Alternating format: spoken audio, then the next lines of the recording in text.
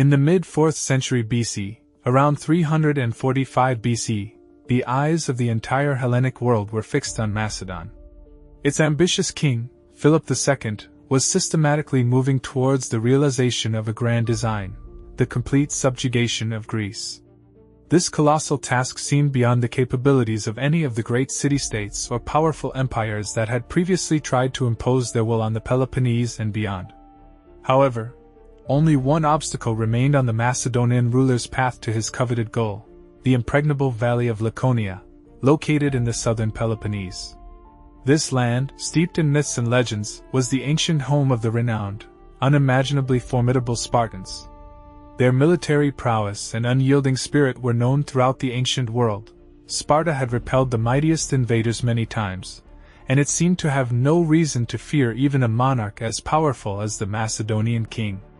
Therefore, when Philip, confident in his strength, sent the Spartans a warning full of unambiguous threats: "If I come into your lands, I will crush you and drive you out, and you will never rise again," the reply he received from the heart of Laconia was not merely laconic but defiant. It consisted of a single word: if. So goes the popular legend, capturing the quintessence of Spartan bravado and inflexibility. However, delving into the annals of history, a careful researcher inevitably realizes that the current era is significantly distant from 345 BC. Time, as we know, relentlessly moves forward, and with it, the destinies of great powers change. A natural question arises, stirring minds: what truly happened to legendary Sparta after its famous, challenging reply? Well, historical chronicles mercilessly revealed the truth. In 338 BC, Philip II, not content with empty threats, did come to Laconia. He did unleash the full might of his invincible phalanx upon the Spartans, routing them in a decisive battle. Moreover, he did drive them from the very lands that the Spartans had held and defended for centuries, considering them an inviolable ancestral heritage. And, as painful as it is to admit, after this crushing blow, the Spartans, alas, never rose again to their former glory, their star set forever, leaving only an echo of past fame in the memory of descendants. A few years later, Alexander, preoccupied with far more significant state affairs, conducted his extensive campaign in Asia and, as accounts testify, dismissively referred to an unsuccessful Spartan uprising as nothing more than a battle of mice. Sparta, renowned for its brevity and boastfulness, indeed used a minimum of words, but when it came time for real action, the Macedonian legions crushed them utterly. The outcome was truly horrifying. Nevertheless, the other Greek polis had foreseen this decline a century earlier. Sparta had not won any major victories since conquering Athens, and its entire Panhellenic Empire collapsed in 371 BC after a single defeat at the hands of the Thebans. The Thebans, whose main military innovation was their open embrace of homosexuality, and only slightly greater pressure on the phalanx's left flank. With no disrespect to Thebes, but if that was enough to overthrow an empire that once surpassed the might of Athens, then the established image of Spartan valor appears ridiculously negligible. The bravery and military prowess that defined the Spartans in the Persian Wars had become a pathetic parody. And with the arrival of the Macedonian steamroller, met only by meaningless chest thumping on the battlefield and clear weakness in their shield, it is difficult to argue that Sparta fell by any other means than an idiot's death. In the new Hellenistic era of Macedonian kings, Sparta languished as a backwater, nominally retaining independence only because it was too insignificant to destroy and too annoying to occupy. Therefore, it was simply easier to ignore. It is difficult to imagine that Sparta could have achieved anything truly honorable or significant after such a deep decline. And yet, looking at the further course of events, something quite remarkable becomes apparent. This is not about military victory, which would be absurd in the context of Sparta during that period, but about an outstanding display of valor demonstrated by two famous Spartans. To understand how this happened, one must delve into historical chronicles. If there haven't been enough scholarly caveats to this narrative so far, it should be emphasized that the primary source of information is Plutarch, the eminent Roman biographer. He wrote 4 centuries after the events described, an era when Sparta was but a pale shadow of its former glory, having transformed into a kind of theme park for the amusement of wealthy Roman tourists. Everything Plutarch recounts about Sparta fits perfectly into this ingrained macho stereotype. Furthermore, Plutarch was a devoted admirer of drama, and each of his works can be seen as a sacred offering to the great goddess of midnight confessions and tearful farewells in the rain. Nevertheless, despite all these circumstances, Plutarch remains the most valuable source, and his biographies are unfailingly fascinating to read. So, the path to Sparta is open. Almost exactly a century after Sparta gave its famous single-word reply, "If," Cleomenes III ascended to the throne, taking the place of king from the Agiad dynasty. It should be noted that Sparta traditionally had two co-ruling kings, representing two different dynasties, and this in itself is a vast historical topic. The new ruler was deeply disturbed by the general moral decay, excessive preoccupation with material possessions, and the complete lack of genuine interest in matters of state governance that had by then engulfed Spartan society. 10 years prior, a king from the other dynasty, Agis IV, had attempted to reform the state and restore some degree of former discipline.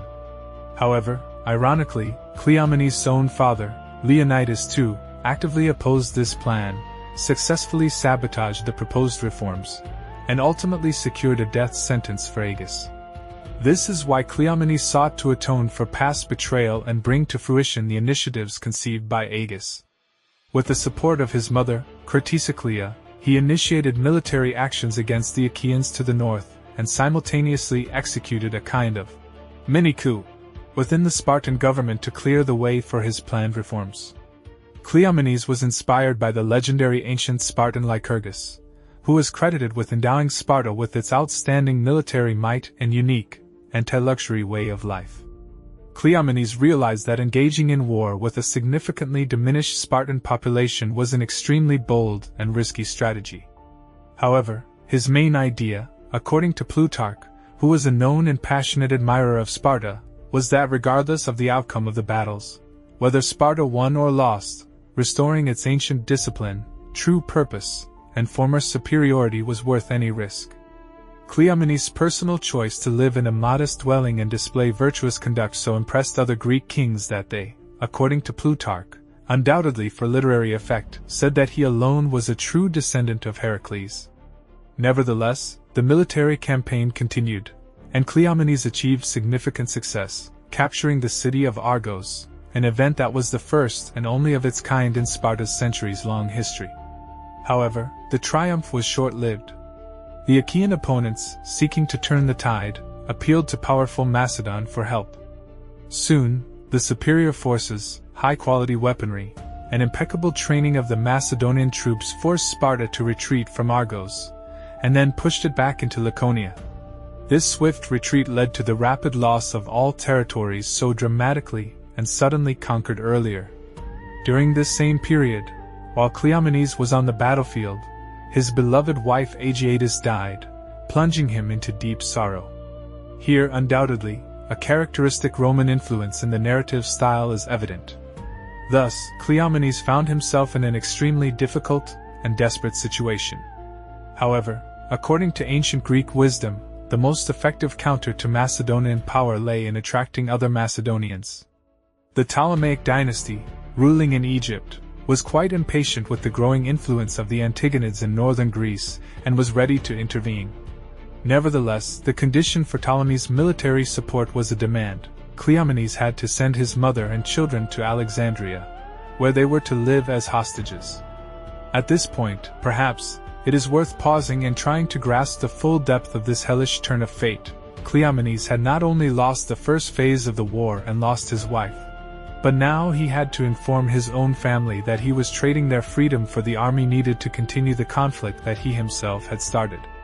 Or imagine yourself in Cratesiclea's place, destined to leave her native Sparta forever to sail to Alexandria. Personally, for an outside observer, there might be worse fates than living in the greatest city of ancient Greek history. However, for a dignified and strict Spartan woman, raised in a spirit of harsh discipline and tradition, no place on earth could have been more insulting and alien to her deep feelings. Yet, the relentless logic of state affairs and the harsh laws of military discipline prevailed, and so Cleomenes, deeply saddened, went to his mother, trying his utmost to explain the situation to her. But as Plutarch testifies, she met his words with a light laugh, assuring her son that there was no cause for alarm, and that, on the contrary, she felt deep satisfaction at the opportunity to be useful to Sparta even in her declining years. Nevertheless, on the way to the ship, even her hitherto unyielding will wavered, and she succumbed to surging emotions. Leading her son to the temple of Poseidon, she embraced him, full of sorrow and unbearable pain, bidding him farewell for the last time. Then, gathering her resolve, she said, "Go, O king of the Lacedaemonians, when we go out, let no one see us weeping or doing anything unworthy of Sparta. For this is within our power, and only this." And with these words they left, she boarded the ship, and the Spartan king's mother departed. This moment of extreme political vulnerability and military hopelessness paradoxically becomes the brightest manifestation of true, selfless virtue. However, as we have already learned, history continues its course, and circumstances for Cleomenes were far from improving. For a brief moment, hope for a favorable outcome flickered, but the relentless might of the Macedonian war machine proved unyielding. He achieved significant successes in the Peloponnese and once again came close to restoring Sparta's former glory and reclaiming its ancestral lands. But his entire plan collapsed at the Battle of Sellasia, which strikingly echoes the tragic outcome of the Battle of Thermopylae, where, similar to the ancient precedent, betrayal and flanking maneuvers by the enemy through a narrow mountain pass played a key role, catching the Spartans off guard. There is an opinion that the Spartans were unable to learn from their past mistakes, but it is preferable to view this as the highest praise addressed by Plutarch to Cleomenes.